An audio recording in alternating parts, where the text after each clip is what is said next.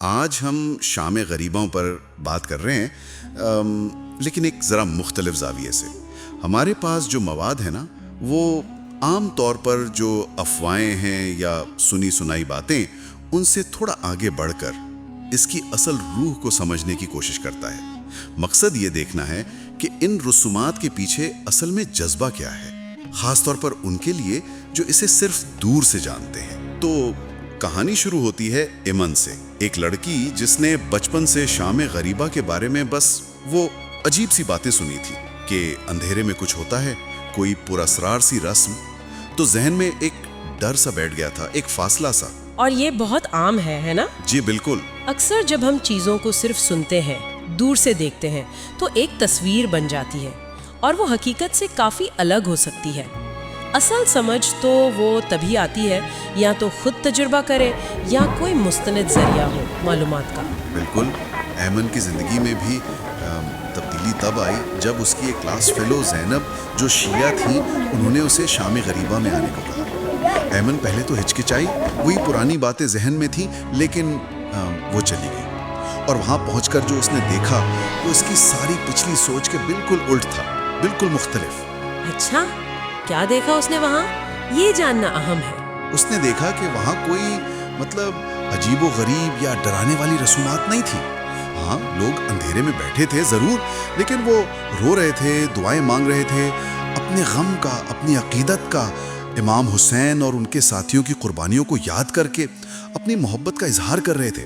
ماحول بہت، آپ کہیں، پرسکون تھا، سنجیدہ تھا۔ جی، اور یہیں پر بات گہری ہو جاتی ہے۔ یہ جو اندھیرا اور خاموشی ہے نا، جی یہ صرف ایسے ہی نہیں ہے، اس کا ایک علامتی مطلب ہے۔ جیسا زینب نے ایمن کو بتایا ہوگا، یہ اصل میں کربلا کے میدان سے جڑا ہے۔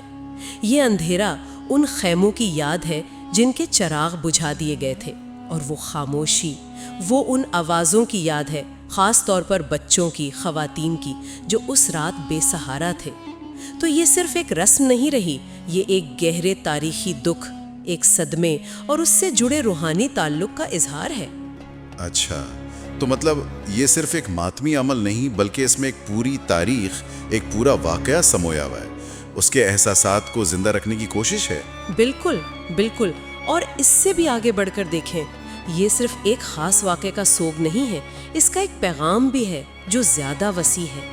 یہ جو خاموشی سے اندھیرے میں جمع ہونا ہے، اسے آپ ظلم کے خلاف ایک پرامن، ایک خاموش احتجاج کی طرح بھی دیکھ سکتی ہیں۔ احتجاج؟ جی، یہ یاد دہانی ہے کہ کربلا میں جو ہوا وہ ناانصافی تھی، اور اس ناانصافی کے خلاف آواز اٹھانا، چاہے وہ خاموشی سے ہی کیوں نہ ہو، ضروری ہے۔ یہ ایک طرح سے ان اقدار کی یاد دہانی ہے۔ یہ نکتہ واقعی اہم ہے کہ اسے صرف ایک مسئلہ کی رسم نہ سمجھا جائے۔ آپ کہہ رہی ہیں کہ اس میں ایک یونیورسل، ایک آفاقی پیغام چھپا ہے۔ جی ہاں، کیونکہ امام حسین کا پیغام تو تھا ہی سچائی اور انصاف کا، ظلم کے سامنے کھڑے ہونے کا، اور یہ پیغام تو کسی ایک گروہ کے لیے نہیں ہے۔ تو یہ یاد منانا بھی ایک سطح پر انہی اقدار کو ماننے جیسا ہے کہ جہاں بھی ظلم ہو، ناانصافی ہو، اس کے خلاف کھڑا ہونا چاہیے۔ یہ خاموش اجتماع اس عزم کا اظہار بن جاتا ہے۔ ایمن کو بھی شاید آخر میں یہی احساس ہوا ہوگا کہ جسے وہ صرف سنی سنائی باتوں کی وجہ سے عجیب سمجھ رہی تھی، وہ اصل میں محبت، عقیدت، تاریخی شعور اور ہاں، ناانصافی کے خلاف مزاحمت کا ایک گہرا اظہار تھا۔ تو ایمن کا تجربہ وہ صرف ایک فرد کی غلط فہمی دور ہونے سے کہیں زیادہ تھا۔ اس نے اسے یہ سمجھایا کہ براہ راست مشاہدہ، بات چیت، اس سے چیزیں کتنی مختلف نظر آتی ہیں۔ افواہوں کو توڑ کر حقیقت تک پہنچنا اور دوسروں کے نقطۂ نظر کو ہمدردی سے دیکھنا کتنا ضروری ہے۔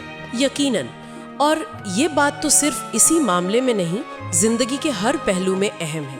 معلومات کو پرکھنا، سنی سنائی باتوں پر فوراً یقین نہ کر لینا، مختلف زاویوں کو سمجھنے کی کوشش کرنا، یہ چیزیں ہمیں ایک بہتر، ایک زیادہ باخبر شہری بناتی ہیں، خاص طور پر ایسے موضوعات پر جن کے بارے میں معاشرے میں غلط فہمیاں پہلے سے موجود ہوں۔ تو خلاصہ یہ ہوا کہ شام غریبہ اپنی گہرائی میں صرف ایک رسم نہیں، بلکہ یہ تاریخی یاد، روحانی تعلق اور ظلم کے خلاف ایک علامتی موقف، ان سب کا مجموعہ ہے۔ بالکل، یہ ان سب چیزوں کا امتزاج ہے۔